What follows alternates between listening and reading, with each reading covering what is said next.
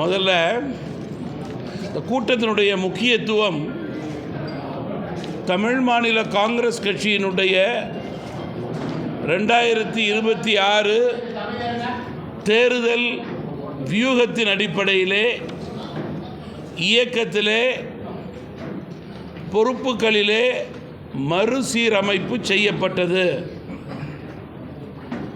அதன் அடிப்படையிலே இன்றைக்கு கோவை மண்டலத்தினுடைய மறுசீரமைக்கப்பட்ட இயக்க நிர்வாகிகளுடைய கூட்டம் நடைபெறுகிறது. நேற்றைய தினம் சென்னை மண்டலத்திலே துவங்கினேன். நாளை காலை மதுரை மண்டல கூட்டம் நடைபெறுகிறது. நாளை மாலை திருச்சி மண்டல கூட்டம் நடைபெறுகிறது. 4 மண்டல கூட்டமும் நாளை மாலையோடு முடிவடைகிறது.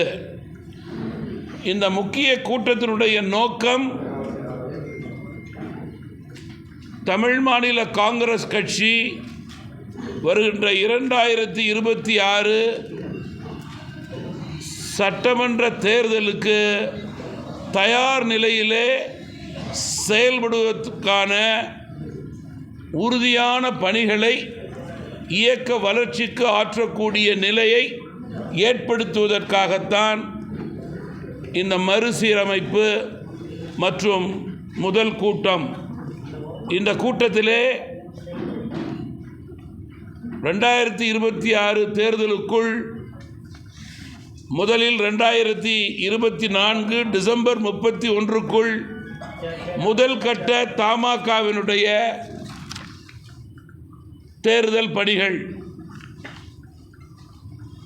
2ஆம் கட்டம் தேர்தல் பணிகள்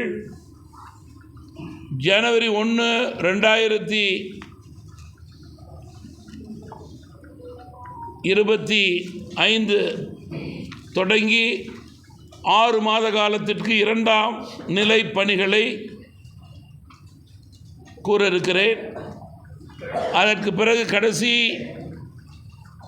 6-7 மாதங்கள் என்பது தேர்தல் ஆயத்த பணிகள், கூட்டணிகளோடு இணைந்து பணியாற்றக்கூடிய சூழல் அதிகம் ஏற்படும்.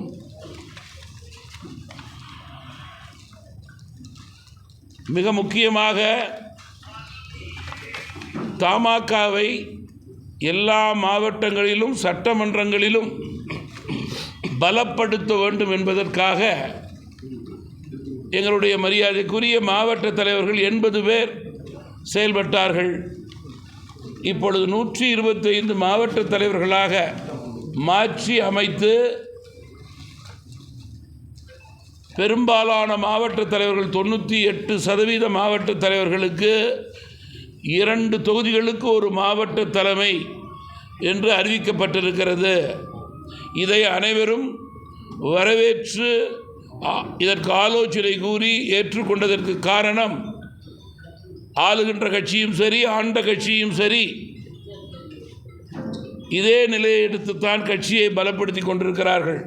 தமாகவை பொறுத்தவரையிலே தொடர்ந்து எங்களுடைய கட்சியினுடைய மரியாதைக்குரிய தலைவர்கள் தங்களுடைய சொந்த பொருளாதார நீதியிலிருந்து இயக்கத்தை மிக சிறப்பாக தாங்கள் பகுதியிலே நடத்தி கொண்டிருக்கிறார்கள்.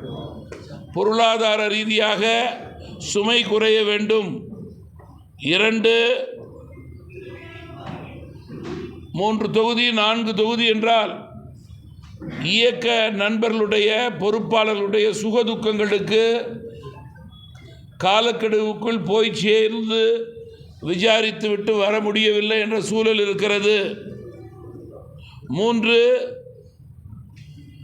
2 தொகுதி என்றால் வலுவாக அந்த 2 தொகுதியிலே இயக்கப்பணி ஆற்றி